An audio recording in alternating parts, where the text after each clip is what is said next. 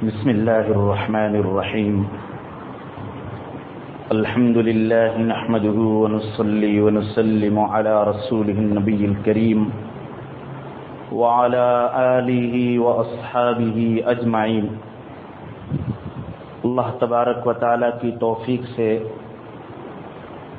آج کی اس نشست میں قرآن کریم کے 19ویں پارے کے خاص مضامین اور اس کا خلاصہ بیان کیا جائے گا. 19ویں پارے کا آغاز ان الفاظ مبارکہ کے ساتھ ہوتا ہے: وقال الذين لا يرجون لقاءنا لولا انزل علينا الملائكة او نرى ربنا. اللہ سبحانہ و تعالی نے مشرکین مکہ کے دو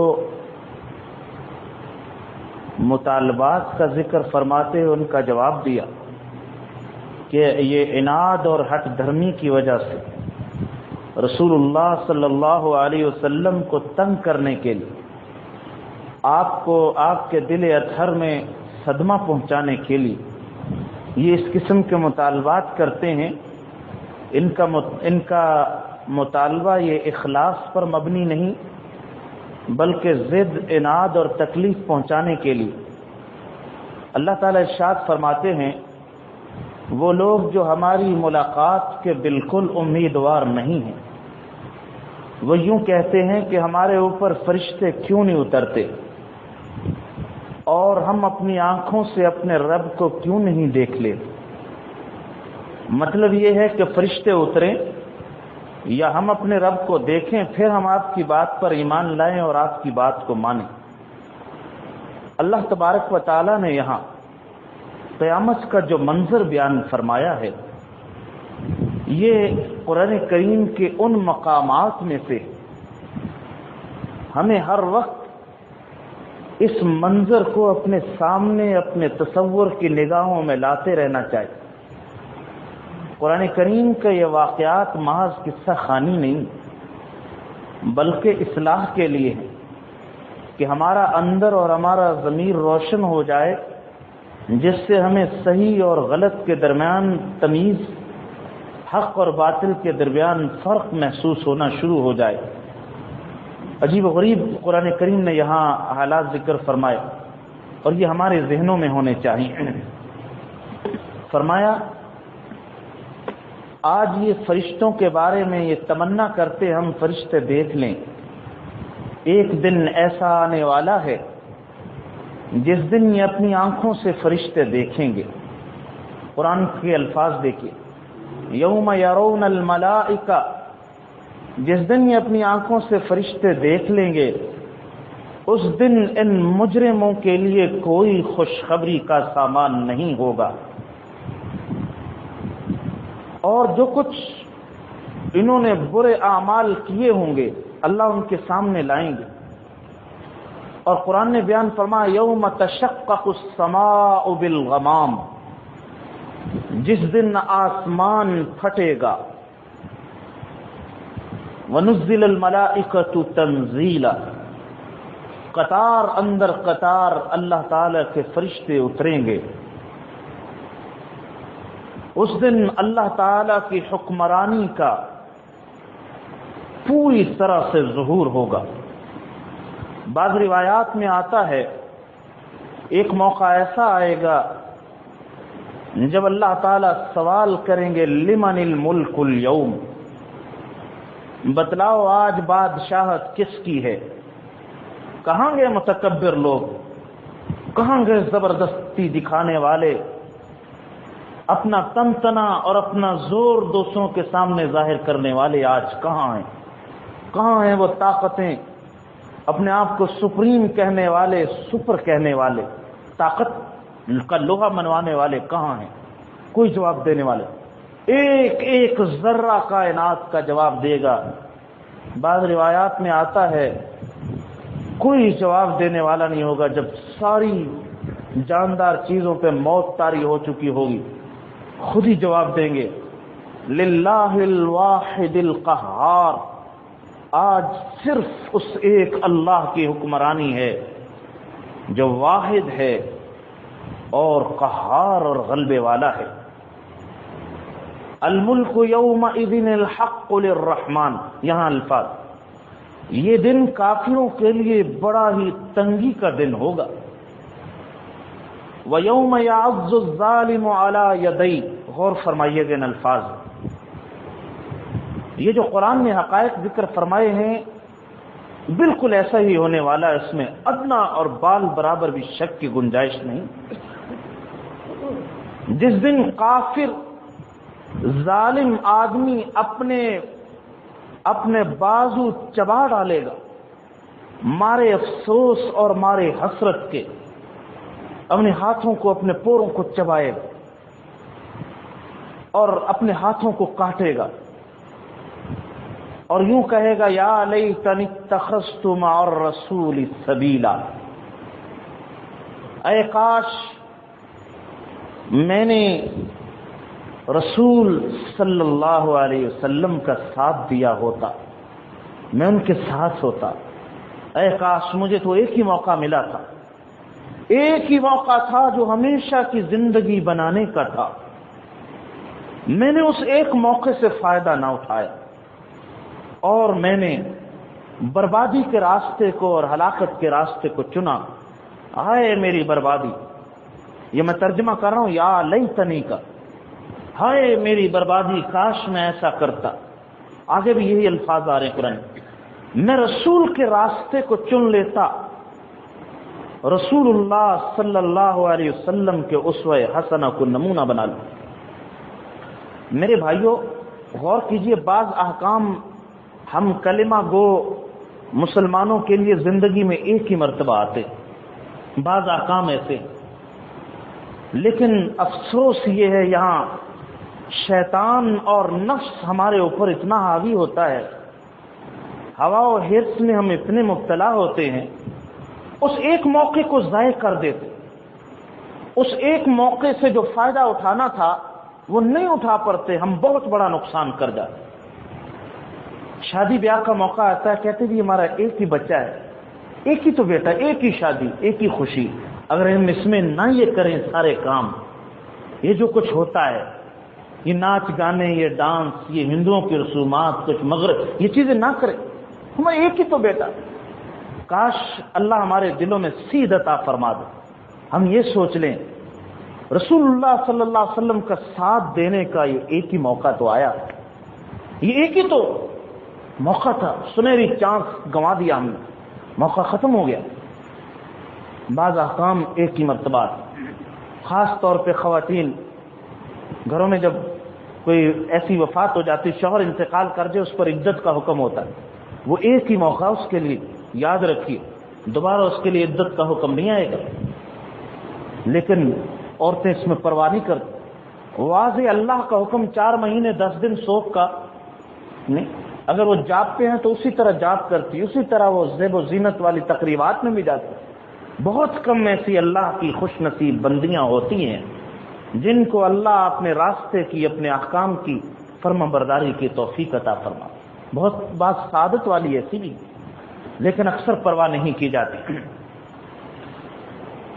یا ویلتا، ہائے میری بربادی، لیتنی، کاش میں، لم اتخذ فلانا خلیلا، میں فلانے کو، فلانے بندے کو، فلانے کو اپنا دوست نہ بناتا، اے کاش میں فلانے کو اپنا دوست نہ بناتا۔ لقد اضلنی عن الذکر، اسی نے مجھے قرآن سے دور رکھا، اللہ اور اس کے رسول کی تعلیمات سے مجھے دور رکھا۔ میرے پاس تو کھلی تعلیمات آگے تھی، مجھے راستے کا پتہ تھا، مجھے پتہ چل گیا تھا صحیح کیا غلط، لیکن اس کے دوستی کے بہکاوے میں آ کر، وہ میرا ایسا گہرا دوست تھا، میں اس کی باتوں کے جھانسے میں آ گیا اور میں اللہ اور اس کے رسول کو چھوڑ بیٹھا۔ شیطان تو فرمایا انسان کو رسوا کر کے چھوڑ دیتا، کبھی اس کی مدد نہیں کرے گا۔ اگلا جملہ قرآن چونکہ عروج کی طرف جاتا ہے تو اور زیادہ جھنجھوڑنے والی بات اور بڑی قابل غور بات، وقال الرسول، وہ دن ایسا ہوگا جب رسول صلی اللہ علیہ وسلم فرمائیں گے ان قوم اتخذوا هذا القرآن مہجورا، اے میرے رب، میری اس قوم نے میری قوم کے ان بندوں نے قرآن پاک کو چھوڑ رکھا ہے. بہت بڑا وبال ہے جو انسان کی عقل پر نازل ہو جائے جب بندہ قرآن کو چھوڑ دے اور قرآن کی اہمیت اور قرآن پاک سے غافل ہو جائے. اس سے بڑا وبال اور محرومی کی کوئی صورت اور بڑی خوش نصیبی، بڑی سعادت کی بات ہے جب بندے کا دل قرآن کے ساتھ چپک جائے اور اس کے بغیر رہ نہ سکے. اللہ ایسی کیفیت عشق و محبت کی اس کتاب کے ساتھ ہمیں نصیب فرما دے کہ ہم ہر طرح سے قرآن پاک کے ساتھ اپنی دوستی اور اپنے تعلق کو صحیح خطوط پر استوار کر لیں. قرآن پاک کس مقصد کے لیے؟ قرآن پاک کو چھوڑنا یہ اس کے الفاظ ہی نہیں سیکھے. اگر سیکھے ہیں جس طرح چاہے مرضی پڑھیں، تجوید کے ساتھ نہیں پڑھتے، جس طرح پڑھنے کے آداب ہیں. انگریزی تو خوب پوری تجوید کے ساتھ ادا کرتا ہے اور لب و لہجہ وہی اختیار کرتا ہے جو ان قوموں کا، لیکن قرآن نہیں پڑھنا. کیا فائدہ ایسے دماغ کا، ایسے عہدے کا، ایسے ڈگریوں کا؟ تو قرآن پاک نہیں سیکھا. کتنے ایسے ہمارے سامنے آتے ہیں بڑے تعلیم یافتہ، بڑی تعلیم، ماسٹرز کیے ہوئے، فلاں ڈگریاں سے، قرآن پاک آتا ہی نہیں. اس سے بڑی ناکامی اور اس سے بڑی محرومی کوئی نہیں. پھر اس کے بعد یاد رکھیے خالی پڑھ لینا کافی نہیں، قرآن پاک کا مطلب سیکھنا بھی ہماری ذمہ داری. امام ابن قیم رحمۃ اللہ علیہ نے لکھا ہے قرآن کو چھوڑنا یہ بھی ہے کہ خالی تلاوت تو کرتا ہے لیکن اس کے حلال و حرام کی اس کو کوئی خبر نہیں کہ قرآن پاک میں کیا لکھا، کیا احکامات اللہ تعالیٰ نے، قرآن پاک کن احکام کے ساتھ مجھے مخاطب، یہ بھی اس کو چھوڑنا. تیسرا چھوڑنا قرآن کو، یہ قرآن پاک کی تعلیمات پہ عمل نہیں، یہ بھی قرآن کو چھوڑ. قرآن پاک کی تلاوت تو خوب تجوید سے کرتا ہے، ربا کی آیات تلاوت کی، حرام چیزوں کی تلاوت کر لی، رشوت اور خنزیر جہاں یہ آتی، لیکن وہی کام، وہی چیزیں یہ انجام دے رہا. قرآن کو عمل کے اعتبار سے اس نے چھوڑ دی، یہ بھی اس میں داخل. اور سب سے بڑی مہجوری قرآن کی، جس کی وجہ سے امت مسلمہ ذلت اور خاری کی کھائیوں میں گری ہوئی، وہ قرآن پاک کے ان احکامات کو نافذ کرنے سے انکار کرنا. اور یہ ایک ایسی مجرمانہ، ایسا جرم ہے جس کو اگر ہم اس جرم کو نہیں چھوڑیں گے کبھی بھی ثمربار نہیں ہو سکتے، کبھی بھی ترقی اور سرخروئی کو حاصل نہیں کر سکتے. شاعر مشرق نے بڑی خوب بات کہی، خار از، غور فرمائیے، خار از مہجور یہ قرآن شدی. تیری خاری کی صرف ایک ہی وجہ ہے کہ قرآن کو چھوڑ رکھا، کوئی اور وجہ نہیں. خاری اور ذلت اور پستی کی، قرآن کو چھوڑ رکھا. شکوہ سنجے گردش دوران شدی، اور شکوہ ایام کا اور دوران کا، گردش ایام کا کر رہا. صاحب حالات ایسے ہیں، بن نہیں رہا. ان چیزوں سے خاری نہیں، امت مسلمہ کی خاری قرآن کو چھوڑنے کی وجہ سے. وہ زمانے میں معزز تھے مسلمان ہو کر اور ہم خار ہوئے تارک قرآن ہو. ہماری خاری کی وجہ قرآن پاک کو چھوڑنا. قرآن پاک کی تجوید نہیں، اس کے حروف نہیں. قرآن پاک کو ہماری عدالتوں میں نافذ ہونا چاہیے. کوئی جج، وہ مسلمان ہو، اللہ اور اس کے رسول کا کلمہ پڑھنے والا ہو، اس میں ہمت نہ اس کا فیصلہ اللہ اور اس کے رسول کے احکام کے خلاف ہو جائے. یہ کیسے ہو سکتا ہے کہ وہ حلف میں، وہ کلمے میں، ایک کلمے کا حلف لا الہ الا اللہ محمد الرسول اللہ، دوسرا حکومت کا حلف کہ اس کے مطابق ہوگا، تیسرا قرارداد مقاصد کا حلف، ساری چیزیں مجبور کرتی ہیں اللہ اور اس کے رسول کے احکام کے مطابق. لیکن کتنے فیصلے ایسے ہیں اس کتاب کے احکام کو رون دیا جاتا ہے. وہ جو انگریز نے نظام دیا اسی کے مطابق فیصلے ہو رہے ہیں، اسی کے مطابق چل. کہاں گئی؟ جب تک ہماری عدالتوں میں، ہمارے اداروں میں، اجتماعی ماحول میں قرآن پاک نظر نہیں آئے گا، جتنی چاہے کوشش کر لیں بلندی اور سرخروئی حاصل نہیں ہو سکتی. قرآن پاک کے بغیر این خیال است و محال است و جنون، یہ جنون کا خیال ہے، کبھی بھی حاصل نہیں ہو سکتی قرآن پاک کے بغیر. اللہ تعالیٰ نے عزت اور سربلندی مسلمانوں کی اس کتاب کے ساتھ وابستہ کر دی ہے.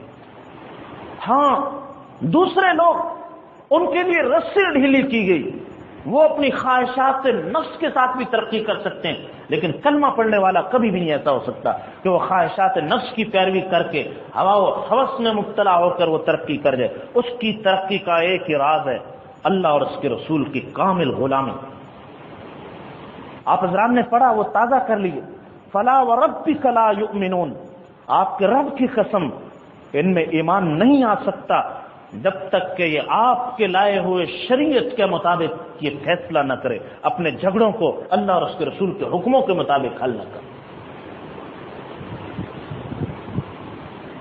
قرآن پاک نے کوئی چیز نہیں چھوڑی، ساری چیزیں کھول کر دوپہر کے سورج کی طرح واضح کر دیں، اور جو چاہے ایمان لائے، جو چاہے انکار کرے۔ اللہ تعالیٰ نے دونوں اختیار دے دیے، جو ایمان لائے گا، عمل کرے گا، وہ اس کا میٹھا پھل حاصل کر لے گا، اور جو اس کو چھوڑے گا اپنی ناقدری کی سزا بھی قیامت کے دن پائے گا۔ اللہ تعالیٰ نے آگے حضرت موسیٰ علیہ السلام کے واقعے کو ذکر فرمایا۔ تکرار ہے کئی جگہ، اور ہر جگہ تکرار میں اسرار ہے، بڑی راز کی باتیں ہوتی، لیکن ہمارے پاس چونکہ وقت بڑا تھوڑا ہوتا ہے، ہم زیادہ گہرائی میں ان حکمتوں اور مسالے میں نہیں جاتے۔ یہاں الگ سے قصہ بیان کرنا، یہاں اللہ سبحانہ و تعالیٰ نے ایک بات یہ بھی ذکر فرمائی، ارأیت من اتخذ الہہ ہوا، اے پیغمبر صلی اللہ علیہ وسلم، کیا آپ نے اس بندے کو دیکھا جس نے اپنی ہوا و ہوس کو، اپنی خواہشات نفسانی کو، اپنے جھوٹے پندار کو اس نے معبود بنا رکھا۔ معبود کیا چیز ہو جی؟ آج اس کی حقیقت سمجھ، وہ ذات جس کو بندہ ہر ایک پر ترجیح دے، جس کو بندہ حرف آخر سمجھے، وہ ذات جس کے فیصلے کو وہ کبھی چیلنج نہ کرے، وہ معبود کہلاتی ہے۔ اگر اس نے اپنی خواہش کو اللہ کے حکم پر ترجیح دی، اس نے گویا اللہ کو چھوڑ دیا، اپنی خواہش کو معبود بنا لیا۔ اگر اس نے اپنے جھوٹے پندار اور جھوٹے علم کو اس نے سب کچھ سمجھا، اللہ اور اس کے رسول کی تعلیمات کو چھوڑ دیا، اس نے اس چیز کو معبود بنا لیا۔ اس نے کسی حکومت کو معبود بنا لیا، کسی بت کو، کسی تہذیب کو، کسی شخص کو، جس کے حکم کو رب العالمین کے حکم پر ترجیح دے دی گئی، اس نے وہ عہدہ، وہ منصب جو اللہ کا تھا، اس نے اس چیز کو عطا کر یہ بڑی جھنجھوڑ دینے والی ہے اور ہمیں ایک لمحہ فکریہ عطا کرنے والی آیت۔ یہ بھی ایک شرک ہے، وہ بندہ جس نے اپنی خواہش کو معبود بنا لی۔ ہم اس لیے پیدا نہیں ہوئے کہ ہم اپنی من کی ہر چیز کو پورا کریں، من جو چاہ رہا اس کو پورا، ہمیں اپنے رب کی مرضی کے مطابق زندگی گزارنی اور اپنے من کو رب کی مرضی کے تابع کرنا ہے۔ اللہ تعالیٰ کی قدرت کی بڑی نشانیاں ذکر فرمائی گئی۔ دیکھو اللہ کیسا ہے جس نے سایہ پیدا کیا۔ سورج جب طلوع ہو رہا ہوتا ہے سایہ لمبا ہوتا ہے، گھٹتا رہتا ہے، سورج چلتا رہتا ہے، پھر سایہ دوبارہ لمبا شروع ہو، جب ڈھلنا شروع ہو جائے۔ اللہ کی قدرت کی نشانی، اللہ سبحانہ و تعالیٰ نے سورج کا نظام بنایا، اپنے قبضے میں رکھا۔ رات کو ہمارے لیے لباس بنایا، لباس کی طرح ہمارے اوپر اللہ تعالیٰ رات کو اوڑھ دیتے ہیں، جس طرح چادر اوڑھ لی جاتی ہے۔ آدمی روشنی میں وہ چادر اوڑھ لے، کمبل، اندھیرا ہو جاتا، ہم لباس کی چادر تمہارے اوپر پہنا دے تاکہ تم نیند کر سکو، آرام کر سکو اور سکون حاصل کرو۔ ہم نے ہوائیں تمہارے لیے خوشخبریاں بنا کر بھیجی۔ ہم اس طرح سے مردہ زمینوں کو بارش برسا کر زندہ کرتے ہیں۔ فرمایا کہ وہی اللہ ہے جس نے دو سمندر بنائے، ھذا عذب فرات، یہ میٹھا ہے، وھذا ملح اجاج، یہ کڑوا ہے۔ ان کے درمیان ایسی لکیر کھینچ دی وہ آپس میں مل نہیں پاتے، آپس میں نہیں ملتے۔ یہ اللہ تعالیٰ کی قدرت کی نشانیاں اس کائنات میں جگہ جگہ موجود۔ دو سمندر ملائے، دونوں کی رنگت الگ، دونوں کے درمیان ایک لکیر دور تک نظر آتی۔ بعض جگہ دو دریاؤں کا پانی، ایک کا کھاری ایک کا میٹھا، دونوں آپس میں چل رہے ہیں، میلوں تک چل رہے ہیں، حالانکہ مائع چیز ہے، آپس میں مل جانی چاہیے، لیکن وہ کون سا حکم ہے امر ربی جس نے دونوں پانیوں کو آپس میں ملنے سے روکا ہوا اور بیچ میں ایک دیوار کھڑی کی؟ وہ دیوار اللہ سبحانہ و تعالیٰ کے حکم کی دیوار۔ بس ہمیں اس مثال نے بھی سبق دیا، ہماری خواہشات ایک ہمارے سامنے میٹھی چیزیں مرغوبات ہیں، ایک ہمارے لیے کڑوی چیزیں جو نفس پر گراں گزرتی ہیں، بیچ میں اللہ کے حکم کی غیر مرئی نہ نظر آنے والی دیوار حائل ہونی چاہیے۔ اللہ نے پانیوں کو حکم فرمایا، وہ دونوں نہیں ملتے۔ تمہاری خواہشات بھی ایسے نہ ہو کہ نفس تجاوز کر جائے اور وہ ان چیزوں کو اختیار کر لے جو چیزیں تمہارے لیے ممنوع قرار دے دی گئیں، اگرچہ وہ دیکھنے میں میٹھی اور مرغوب ہیں، لیکن جس سے منع کر دیا گیا اس سے رک جاؤ، چاہے اس میں تمہارے لیے ظاہری طور پر کتنے فوائد تمہیں نظر آتے ہو۔ سورہ فرقان میں اللہ سبحانہ و تعالیٰ نے اس کے آخر میں اپنے خاص بندوں کی بڑی صفات ذکر فرمائی۔ وعباد الرحمن الذین یمشون علی الارض ہونا، یہ 12 صفات ہیں اور ہمیں ان صفات کو اپنانا ہے تاکہ وہ صلہ اور جزا جو اللہ تعالیٰ نے ذکر فرمائی اس صلہ اور انعام کو حاصل کرنے کے حقدار ہم بھی ٹھہریں، ہم بھی اس کے امیدوار ہو جائیں۔ فرمایا عباد الرحمن، رحمان کے خاص بندے وہ ہیں جن کی پہلی صفت الذین یمشون علی الارض ہونا، جو زمین پر بڑی عاجزی کے ساتھ چلتے ہیں۔ ان کا چلنا بتلاتا ہے کہ ان کے دماغ میں، ان کے قلب میں کسی ذات کی عظمت موجود ہے۔ وَإِذَا خَاطَبَهُمُ الْجَاهِلُونَ قَالُوا سَلَامًا، اگر کہیں جاہلوں سے واسطہ پڑ جاتا ہے جو ان سے الجھنے کی کوشش کرتے ہیں، گالم گلوچ پہ اتر آتے ہیں، یہ بڑے وقار کے ساتھ سلام کر کے وہاں سے گزر جاتے ہیں، ان کے ساتھ نہیں الجھتے، اپنا ٹائم ویسٹ نہیں کرتے، ضائع نہیں کرتے، بلکہ اپنے زبان کی، اپنے وقت کی حفاظت کرتے ہوئے وقار سے وہاں سے نکل جاتے ہیں۔ والذین یبیتون لربہم سجدا وقیاما، ان کی راتیں اللہ اپنے رب کے سامنے کبھی قیام کی حالت میں بسر ہوتی ہیں، کبھی سجدے کی حالت میں بسر ہوتی ہیں۔ کوشش کریں آج ہی سے اس پہ عمل شروع کر دیں۔ ہم راتوں کو جب سونے لگیں قیام اللیل کی نیت سے لمبے سجدے بھی کر لیں، کچھ دیر اللہ کے سامنے کھڑے ہو جائیں، ایک مرتبہ تو ضرور کر لیں، پھر اللہ سے آئندہ کے لیے توفیق عمل مانگیں۔ والذین یقولون، یہ دعائیں بھی مانگتے رہتے، جہنم سے ڈرتے رہتے ہیں، ربنا اصرف عنا عذاب جہنم، اے ہمارے رب جہنم کی آگ سے ہمیں پناہ عطا فرما دے، اس سے نجات عطا فرما۔ یہ لوگ راہ خدا میں خرچ بھی کرتے ہیں۔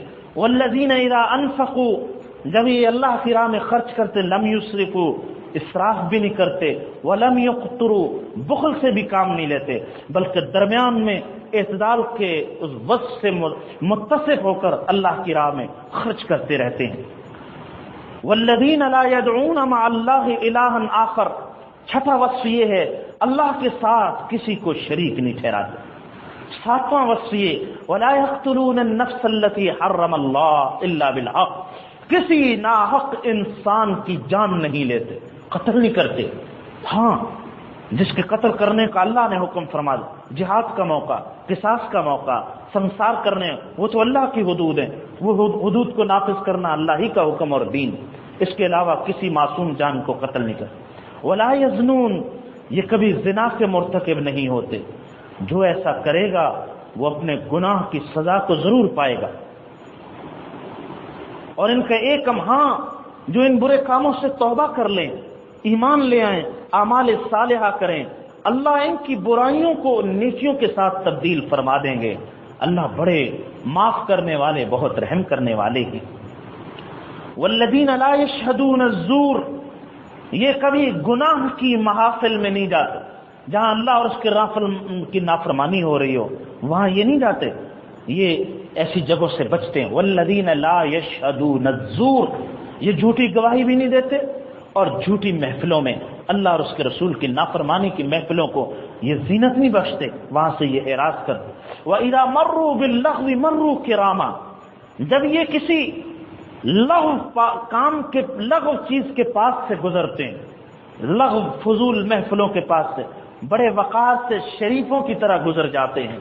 والذین اذا ذکروا بآیات ربہم، جب ان کو اللہ کی آیتیں یاد دلائی جاتی ہیں یہ اندھے اور بہرے ہو کر اوپر نہیں گرتے۔ اس کے دو مطلب، ایک تو یہ کہ یہ سمجھ حاصل کرتے ہیں، یہ نہیں آیات پڑھی گئی کچھ پتہ نہیں اندھے اور بہرے آدمی کی طرح، ان کا سننا نہ سننا برابر، ان کا پڑھنا نہ پڑھنا برابر ہوگا۔ اور دوسرا اس کا مطلب یہ کہ جب اللہ کے احکام یاد دلائے جاتے ہیں یہ اپنے کانوں کو بند نہیں کر لیتے، کان کھول کر سنتے ہیں، اور اسی طرح یہ آنکھیں حق سے بند نہیں کرتے، اندھے نہیں بن جاتے، بلکہ آنکھیں کھول کر حق کو دیکھتے ہیں، پھر حق کی پیروی شروع کر دیتے ہیں۔ والذین یقولون، یہ دعائیں مانگتے رہتے ہیں، ربنا هب لنا من ازواجنا وذریاتنا قرۃ اعین، اے ہمارے رب ہمیں ہماری بیویوں اور ہماری اولادوں سے آنکھوں کی ٹھنڈک نصیب فرما، ہماری بیویوں کو اور ہماری اولادوں کو ہماری آنکھوں کی ٹھنڈک بنا۔ یہ ایک بہت بڑا محاورہ ہے، آنکھوں کی ٹھنڈک۔ آنکھوں کو ٹھنڈک ہر چھوٹے موٹی چیز سے نہیں پہنچتی، جب وہ چیز انتہائی خدمت گزار اور نعمت بن جائے اس سے آنکھوں کو ٹھنڈک پہنچتی۔ اور وَجَعَلْنَا لِلْمُتَّقِينَ اماما، یا اللہ ہمیں تقوی والے لوگوں کا مقتدا اور امام اور پیشوا بنا دی، ہمارے پیچھے چلنے والے لوگ متقی ہوں اور ان کا ہمیں امام اور مقتدا بنا دی۔ اولئک یجزون الغرفہ، ان کو بالا خانے محلات انعام میں دیے جائیں گے، بما صبروا، اس وجہ سے کہ انہوں نے نفس کی مشقتوں کو برداشت کیا اور صبر کا مظاہرہ کیا۔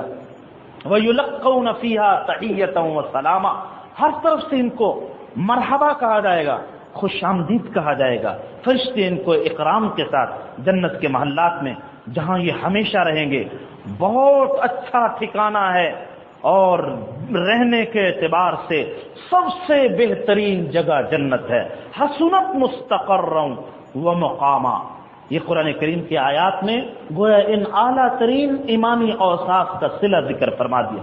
اللہ تعالیٰ سے دعا ہے اللہ اس قرآن پاک کی برکت سے یہ تمام اوصاف کمال درجہ میں ہمیں نصیب فرما دے۔ اگلی سورہ شعراء ہے، آخر میں چل کر اللہ تعالیٰ نے شعراء کی مذمت فرمائی۔ وہ شعراء اکثر ان کی پیروی کرنے والے لوگ بہکے ہوتے ہیں اور یہ اپنے خیالات کی وادیوں میں گم۔ یاد رکھیے ہر شعر قابل تعریف نہیں، وہ شعر جو حکمت والا ہے، جس شعر سے اللہ اور اس کے رسول کی طرف بندہ متوجہ ہو جائے، فکر آخرت پیدا ہو، احساس پیدا ہو، فکر اصلاح پیدا ہو جائے، وہ شعر قابل تعریف۔ اور وہ شعر جو اللہ اور اس کے رسول سے غافل کر دیں اور آزاد بنا دیں۔ بابر باعش کوش، جیسے بابر نے کہا بابر باعش کوش کے عالم دوبارہ نے، اے بابر جتنی چاہے مزے اڑا لو، دوبارہ کس نے جینا ہے، کس نے مرنا ہے، یہی جہان ہے۔ جو ایسے شعر جو اللہ اور اس کے رسول سے دور کرنے والے، آخرت سے غافل کرنے والے، یا جن اشعار میں خواتین کو خطاب کر کے ان کی خفیہ حسن کی چیزوں کو بیان کیا، جن اشعار سے جنسی جذبات بڑھکائے جائیں، جن اشعار سے اس کے مجاز کا جذبہ پیدا ہو، جن اشعار میں جھوٹ بولا جائے، جن اشعار میں ایسی تعریف کی جائے جس تعریف کے وہ حقدار نہیں، جن اشعار میں شرک کا ارتکاب، وہ سارے اشعار قابل مذمت اور اس کے شاعر قابل مذمت۔ اس کو قرآن کریم نے والشعراء یتبعهم الغاوون فرمایا۔ صحابہ کرام کے اشعار جذبہ جہاد پیدا کرنے والے، فکر اصلاح پیدا کر، ایسے اشعار قابل مذمت نہیں بلکہ وہ حکمت والے اشعار۔ اس سورت کے آغاز میں وہی انداز اختیار فرمایا گیا جو سورہ کہف کے آغاز میں تھا۔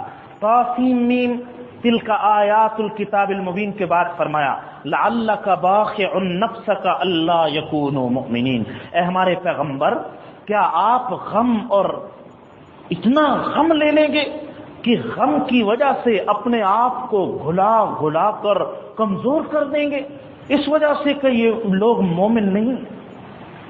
حضرت صلی اللہ علیہ وسلم کا اصل غم کیا تھا؟ آپ صلی اللہ علیہ وسلم کی اصل تڑپ اور آپ کی زندگی کا اصل مشن، اور ہر رسول کا غم، ہر رسول کی زندگی کا اصل مشن یہ ہوتا تھا کہ وہ دین ساری انسانیت تک پہنچا دیں اور سب کو فلاح اور دنیا آخرت کی کامیابی کی کنجی ان کے ہاتھوں میں تما دیں۔ یہ ہر پیغمبر کا اور حضرت صلی اللہ علیہ وسلم کا مشن تھا۔ کاش یہ دنیا مسلمان ہو جائے۔ اگر یہ مسلمان نہ ہوئے تو یہ ابھی تو بڑے خوش رنگ اور خوش نما ہے، لیکن یہ ہمیشہ ہمیشہ کی آگ میں چلے جائیں گے۔ انسانیت کا یہ جو درد ہے یہ اللہ تعالیٰ اپنے رسولوں کو عطا فرماتے ہیں، اور یہ طرف، یہ مشن، یہ لگن ہر امتی کے دل میں موجود ہونی چاہیے۔ یاد رکھیے ہم نے اس طرف کو، اس فکر کو، اس غم کو اپنے مقاصد سے زندگی سے نکال دیا۔ ہم اتباع خالی اس کو سمجھتے ہیں ہمارا حلیہ حضرت صلی اللہ علیہ وسلم کے حلیے کے مطابق، ہماری نماز حضور کی نماز کے مطابق، بے شک یہ بھی اتباع دین اور اتباع سنت ہے، لیکن سب سے اونچا مرتبہ یہ وہ غم اور فکر جو حضرت صلی اللہ علیہ وسلم کے دل میں ایک کڑن تھی، وہی کڑن ہمارے اندر پیدا ہو جائے، ہمارے اندر بھی جذبہ پیدا ہو جائے، ہم بھی دین کے پیغام کو آگے پہنچائیں، ہم بھی ہاتھ بٹانے والے ہوں سرکار دو عالم صلی اللہ علیہ وسلم کے کام کے، ہمارے اندر بھی امر بالمعروف نہی عن المنکر کا جذبہ ہو۔ کنتم خیر امت اخرجت، تمہیں بہترین امت بنایا ہی امر بالمعروف اور نہی عن المنکر کی وجہ سے ہے، یہ کام تم کرتے ہو۔ یاد رکھیے جن کے دلوں میں یہ جو کڑن پیدا ہو جائے گی، سب سے پہلے حضور کے جھنڈے تلے ان لوگوں کو جمع کیا جائے۔ یہ وہ لوگ تھے جو حضرت صلی اللہ علیہ وسلم کے کام میں آپ کے کار منصبی، آپ کی کڑن، آپ کی فکر اور آپ کی زندگی کے نصب العین میں آپ کی معاونت کرنے والے، اس سے بڑی سعادت کی کوئی بات نہیں۔ فرعون کا مکالمہ ذکر فرمایا۔ فرعون کو جب حضرت موسیٰ علیہ السلام نے دعوت دی، توحید کی دعوت دی، اور کہا کہ تو اپنی حکومت اور اپنے اقتدار کو دائمی مت سمجھ اور اس سے ناجائز فائدہ نہ اٹھا، بنی اسرائیل پر جو ظلم برپا کیا اس ظلم سے باز آ جا۔ فرعون نے حضرت موسیٰ علیہ السلام کو اپنے احسانات جتلائے۔ تمہیں بچپن کے حالت میں نے پالا پوسا نہیں، میں نے یہ نہیں کیا، میں نے یہ نہیں کیا، کہ احسانات جتلا۔ حضرت موسیٰ نے فرمایا تلک نعمت تمن علیہ، تو میرے اوپر احسان جتلا رہا ہے، تو نے میری پوری قوم بنی اسرائیل کو غلام بنا رکھا۔ یاد رکھیے پیغمبر جتنے بھی آئے وہ پیغمبر آزادی کا نعرہ لے کر آئے۔ پیغمبر کبھی بھی کسی بندے کی بندگی اور غلامی کو قبول نہیں کرتا، نہ کسی بندے کو اجازت دیتا ہے کہ وہ بندوں کی غلامی میں رہے۔ حضرت موسیٰ نے صاف کہا میری بنی اسرائیل قوم کو چھوڑ دیں، ہم چلے جائیں گے یہاں سے، اور جب آئیں گے اپنی مرضی سے اللہ اور اس کے رسول کے احکام پر عمل کریں گے، ہم اللہ کی کتاب کے احکام کے مطابق عمل کریں، ہمیں چھوڑ دو، لیکن یہ غلامی سے آزاد دے دو۔ یہ حریت کا نعرہ ہے۔ اللہ کا پیغمبر کبھی غلامی کو پسند نہیں کرتا۔ چنانچہ جب وہ باز نہ آیا، پوری قوم بنی اسرائیل کو اس نے غلام بنائے رکھا، تو راتوں رات چپکے سے نکل گئے۔ جو پتہ چلا فرعون کو تو اپنا پورا لشکر لے کر تعاقب میں نکلا اور بحر کلزم میں غرق کر دیا۔ اور یہ لوگ جب دوسرے علاقے کی طرف کوہ طور سینا اور مدین کے علاقے کی طرف آئے تو ان کی ہجرت کا مقصد یہ تھا ہم وہاں جائیں گے اور وہاں آزادی کے ساتھ اس غلامی سے نکل کر اللہ کے حکموں کے مطابق زندگی بسر کریں گے۔ مجھے واقعہ یاد آ رہا ہے جنگ قادسیہ کا، جب فارسیوں کے ساتھ جنگیں ہو رہی تھی تو ان کے سپہ سالار اعظم نے کچھ مسلمانوں کو مذاکرات کے لیے بلایا۔ رستم کہنے لگا تم یہاں کس مقصد کے لیے آئے ہو؟ یہ کیا کرنے آئے ہو؟ کہاں عرب، کہاں فارس، نہ اسلحہ نہ تمہارے پاس گھوڑے، تم کس مقصد سے نکلے ہوئے؟ کوئی ہمارا سپہ سالار تمہارے مقابلے میں نہیں ٹھہر پاتا، اور تم شہروں کو تہو بالا کیے ہوئے آگے سے آگے بڑھتے آ رہے، یہ تمہارا مقصد کیا؟ ہمیں اپنے ذرا مقاصد بتلائیے۔ صحابہ نے جواب دیا ہم اس لیے آئے ہیں کہ ہم لوگوں کو بندوں کی غلامی سے نکال کر اللہ کی غلامی میں داخل کر، ہمارا بس یہی مقصد۔ ہم یہ نہیں چاہتے کہ بندے بندوں کے غلام رہیں، ہم ان کو بندوں کی غلامی سے نکال کر اللہ کے غلام بنانا ہماری زندگی کا پتہ۔ یہ چلا صحابہ کرام کی ساری زندگی کا مشن بس لوگوں کو اللہ اور اس کے رسول کی غلامی میں داخل کر، اس سے مقدس پاکیزہ مشن جس کے آگے یہ مشن ہوگا اللہ کی غلامی میں داخل کرنا، وہی چیز جہاد کہلائے گا، ورنہ باقی سب دنگا اور فساد اور دہشت گردی کہلائے گا۔ جہاد جس میں اللہ کی غلامی مقصد ہو، لوگوں کو بندوں کی غلامی سے نکال کر اللہ اور اس کے رسول کی غلامی میں داخل کر۔ قرآن کریم نے حضرت سیدنا ابراہیم علیہ السلام کے واقعے کو بھی اختصار کے ساتھ ذکر فرمایا۔ حضرت ابراہیم علیہ السلام کس طرح اللہ کے انعامات کو شمار فرماتے ہیں، کہتے ہیں میرا اللہ وہ ہے جس نے مجھے پیدا کیا، وہ جو مجھے ہدایت دیتا ہے۔ والذی هو یطعمنی ویسقین، میرا رب تو وہ ہے جو مجھے کھلاتا بھی ہے، مجھے پلاتا بھی ہے۔ وَإِذَا مَرِضْتُ، جب میں خود بیمار ہو جاتا ہوں، وہ مجھے شفا دیتا ہے۔ کیا بہترین ادب ہے، بیماری کی نسبت اللہ کی طرف نہیں کی، اپنی طرف کی۔ جب میں بیمار پڑ جاتا ہوں تو پھر شفا دینے والی ذات اللہ تعالیٰ کی ہے۔ والذی یمیتنی ویحیی ثم یحیین، وہی اللہ ہے جو مجھے موت دے گا پھر مجھے دوبارہ زندہ کرے گا، اور مجھے پوری امید ہے والذی اطمع ان یغفر لی خطیئتی یوم الدین، وہ میرے گناہوں کو قیامت کے دن معاف کر دے۔ پیغمبر سے گناہ ہوتا نہیں، ان کا مقام اتنا اونچا ہوتا ہے وہ پھر بھی ڈرتے رہتے۔ اس کی مثال ایسی ہے جیسے ایک سمجھدار سلیقہ شعار بچہ، وہ جب بھی بڑے سے گفتگو کرے گا وہ یوں کہے گا، معاف کیجئے میں آپ سے ایک بات کہنا، یہ جو معاف کیجئے اس نے کوئی گناہ تھوڑا کیا، وہ جو کہتا ہے یہ دراصل اس کے سلیقے، اس کے ادب کی علامت سمجھا جاتا ہے۔ اسی طرح پیغمبر بھی اللہ سبحانہ و تعالیٰ کے سامنے بار بار وہ اس عظمت شان اور کبریائی کو سامنے رکھتے ہوئے بار بار اللہ سے معافی کی درخواست کرتے رہتے۔ دعا دیکھیے حضرت ابراہیم علیہ السلام کی کتنی خوبصورت، ربی حب لی حکما، اے میرے رب مجھے بادشاہت نصیب فرما، ایسا حکم فیصلہ کن چیز عطا فرما دے جو میں آپ کے حکموں کو نافذ کر سکوں، وَأَلْحِقْنِي بِالصَّالِحِينَ، مجھے اپنے نیک بندوں میں شامل فرما دے، وَاجْعَلْ لِي لِسَانَ صِدْقٍ فِي الْآخِرِينَ، مجھے سچی ناموری نصیب فرما دے، بعد والے لوگ مجھے اچھے کلمات کے ساتھ یاد کریں، وَاجْعَلْنِي مِن وَرَثَةِ جَنَّةِ النَّعِيمِ، مجھے جنت النعمتوں والی جنت کے ورثہ میں شامل فرما دے، وَاغْفِرْ لِأَبِي إِنَّهُ كَانَ مِنَ الضَّالِّينَ، میرے والد کو معاف کر دیجیے، وہ گمراہ تھا، اس کو ابھی تک پابندی کا حکم نہیں آیا۔ وَلَا تُخْزِنِي يَوْمَ يُبْعَثُونَ، جس دن لوگ اٹھائے جائیں گے مجھے رسوا نہ کرنا، یوم لا ينفع مال ولا بنون، جس دن نہ اولاد کام آئے گی نہ بیٹے کام آئیں گے، الا من اتى اللہ بقلب سلیم، وہی شخص کامیاب ہوگا جو سلامتی والا دل لے کر اللہ کے سامنے گیا، تزکیے والا دل لے کر اللہ تعالیٰ کے سامنے حاضر ہوا، وہی اس دن کامیاب ہوگا۔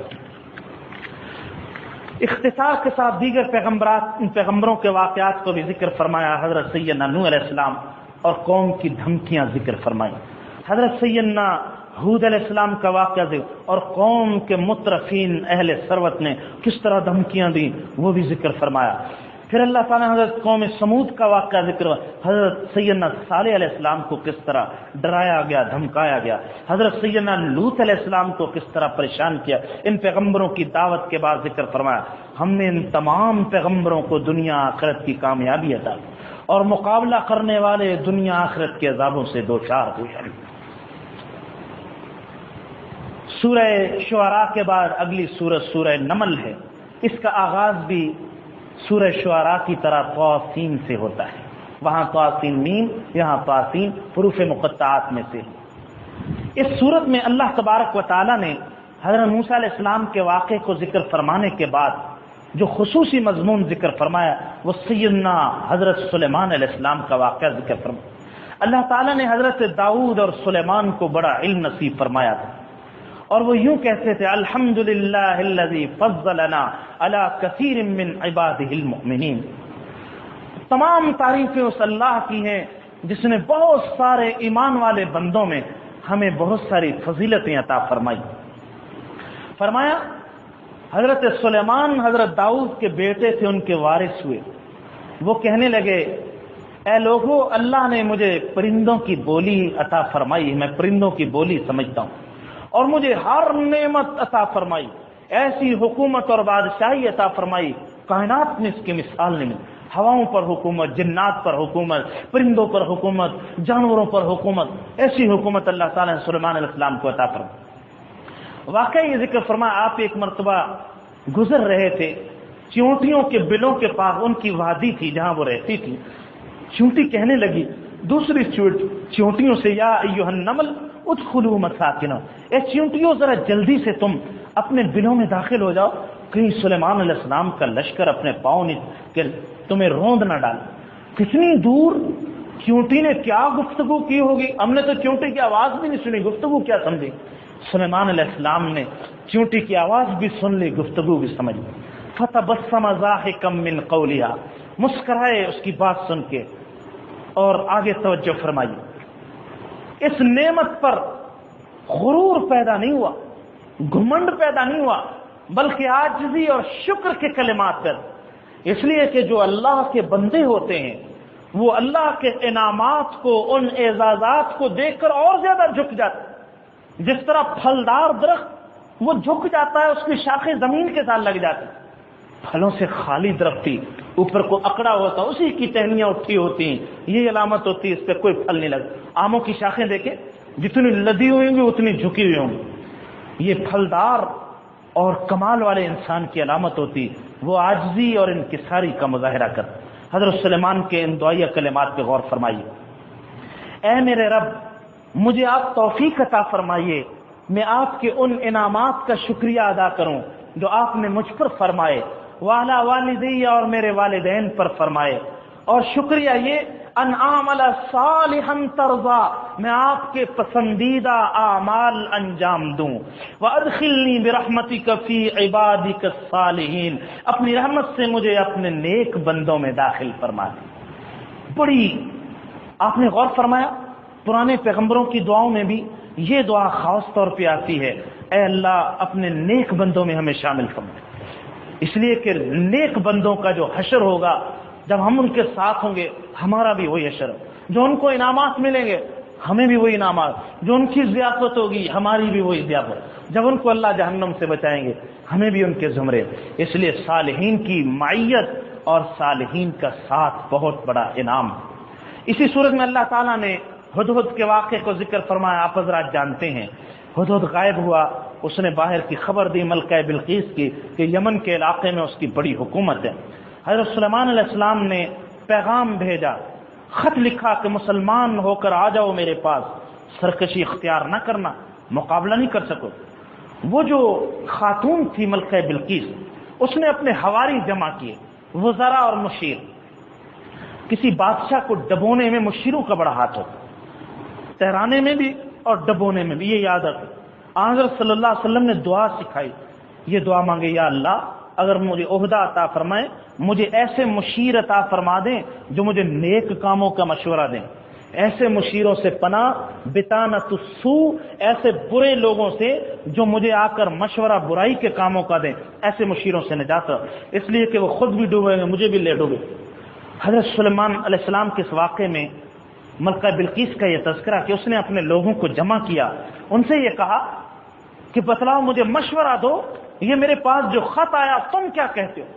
وہ کہنے لگے، ہر آمر کا یہی، ڈکٹیٹر کا یہی مزاج ہوتا، نحن اولو قوہ، ہم بڑی طاقت والے ہیں، وہ اولو باس شدید، ہماری بڑی فوج اور بڑی طاقت ہے، لشکر ہے ہمارے پاس، والامر الیک، آپ دیکھ لو جو بھی آپ فیصلہ کرنا چاہو، باقی ہمارے پاس بڑی سپاہ موجود ہے، ہم لڑنے والے ہیں، ہم مقابلہ کریں گے. یہ انہوں نے مشورہ دیا. پھر یہ بڑی سمجھدار خاتون تھی، کہنے لگی بادشاہوں کا حال یہ ہوتا ہے اگر وہ بستیوں میں داخل ہو جائیں پھر وہ کسی کو نہیں دیکھتے، تباہ و برباد کر دیتے ہیں، بستیوں کو ویران کر دیتے ہیں. عزت والے لوگ، ذلت والے وہ گرفتار ہو جاتے ہیں، پابند سلاسل ہو جاتے ہیں. وہ بھی مجھے لگتا ہے وہ ایسے ہی کریں گے. اچھا میں ایسا کرتی ہوں، ان کو آزماتی ہوں وہ اپنے دعوے میں کتنے سے، اگر تو پیغمبر ہوئے میرے ہدیے کو قبول نہیں کریں، اگر عام بادشاہ ہوئے تو میرے تحفے کو. سے کیا سمجھے آپ؟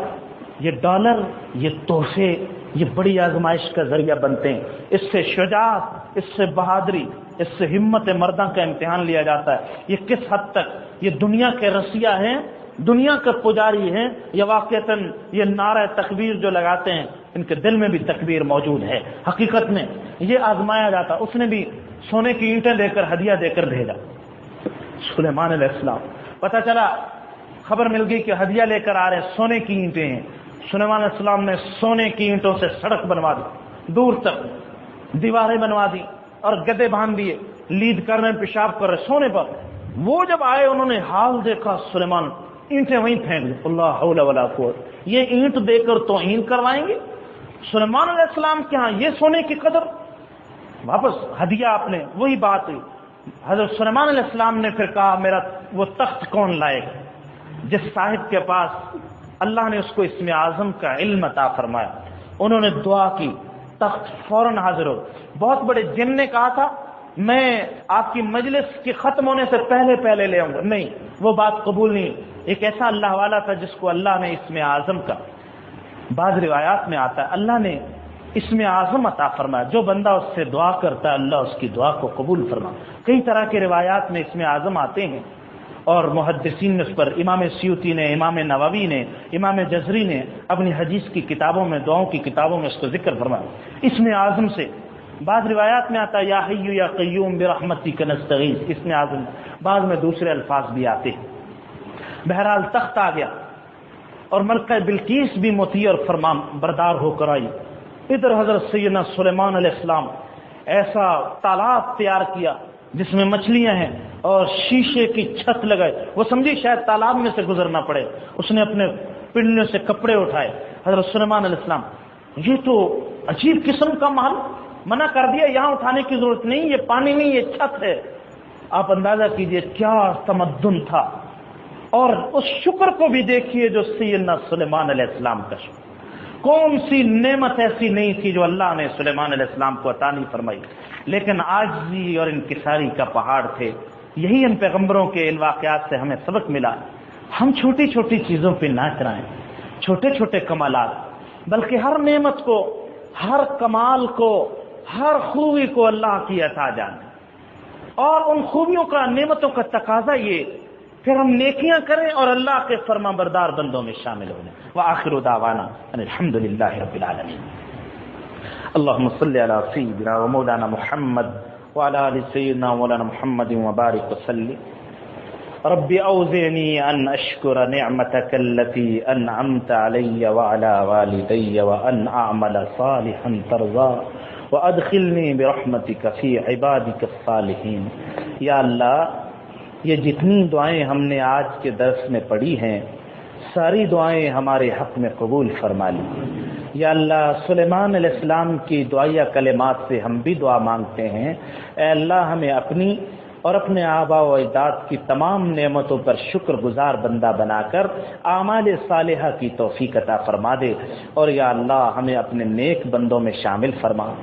یا اللہ، آپ نے جو اپنے خاص بندوں کے اوصاف سورہ فرقان میں ذکر فرمائے، یا اللہ یہ تمام صفات جمیلہ ہمیں عطا فرما دے، ان تمام اوصاف کے ساتھ ہمیں متصف فرما کر جنت کے محلات اور غرفہ اور جس جزا کا آپ نے وعدہ فرمایا وہ جزا ہمیں نصیب فرما دے۔